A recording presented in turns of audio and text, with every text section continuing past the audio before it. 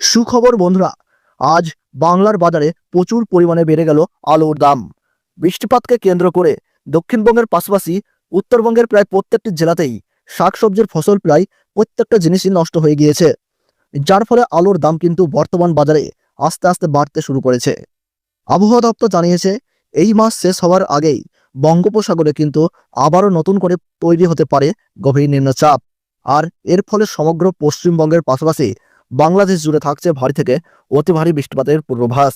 আর আবহাওয়া দপ্তরের কথা যদি অক্ষরে অক্ষরে মিলে যায়, তবে কিন্তু পশ্চিমবঙ্গের বাজারে আলুর দাম অগ্নিমূল্য হতে কেউ কিন্তু আটকাতে পারবেন না। বর্তমানে আজকের দিনে দাঁড়িয়ে বাংলার উত্তরবঙ্গ থেকে শুরু করে দক্ষিণবঙ্গের প্রায় প্রত্যেকটি জেলাতেই আলুর দাম কোথাও কিন্তু 50 টাকা, কোথাও বা 80 টাকা এবং সর্বোচ্চ 100 টাকা পর্যন্ত বস্তা প্রতি দাম বৃদ্ধি পেতে দেখা গেল। এবং আগামী এক সপ্তাহের মধ্যেই এই দাম কিন্তু আরও প্রবল বেগে বাড়তে চলেছে। তো সুপ্রিয় দর্শক, আমরা এখন দেখে নেব আজকের দিনে দাঁড়িয়ে কোন কোন জেলাগুলিতে আলুর দাম কত টাকা বেড়ে গেল। 2025 সালে আলুর দাম যদি বাড়ে তাহলে আরও কত টাকা পর্যন্ত বাড়তে পারে, এই বিষয়ে বড় বড় আলু বিশেষজ্ঞ তথা আলু ব্যবসায়ী মহল এই মাত্র কি জানিয়ে দিলেন। তো তাই কিন্তু আমি আপনাদেরকে জানিয়ে দেব এই ভিডিওটির মাধ্যমে। তাই বিস্তারিতভাবে জানতে হলে অবশ্যই ভিডিওটিকে শেষ পর্যন্ত দেখতে থাকবেন। আর আপনি বাংলার কোন জেলার আলুর দর সম্পর্কে জানতে চাচ্ছেন, সেই জায়গার নামটি ভিডিওর কমেন্ট বক্সে লিখে জানাবেন।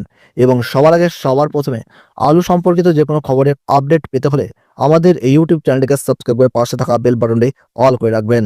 তাহলে চলুন প্রিয় দর্শক, এক নজরেই দেখে নেওয়া যাক।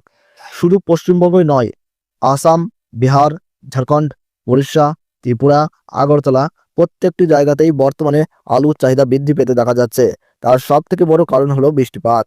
বর্তমানে প্রত্যেকটি রাজ্যেই কিন্তু দফায় দফায় কোথাও বা ভারী বৃষ্টিপাত এবং কোথাও বা মাঝারি বৃষ্টিপাত লক্ষ্য করা যাচ্ছে।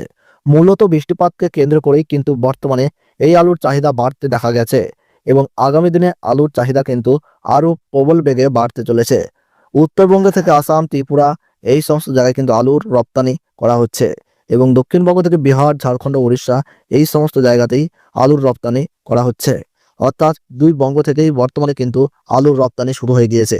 অপরদিকে উত্তরপ্রদেশ, দিল্লি, পাঞ্জাব এই সমস্ত জায়গাতেও কিন্তু আলুর দাম সামান্য পরিমাণে বৃদ্ধি পেয়েছে।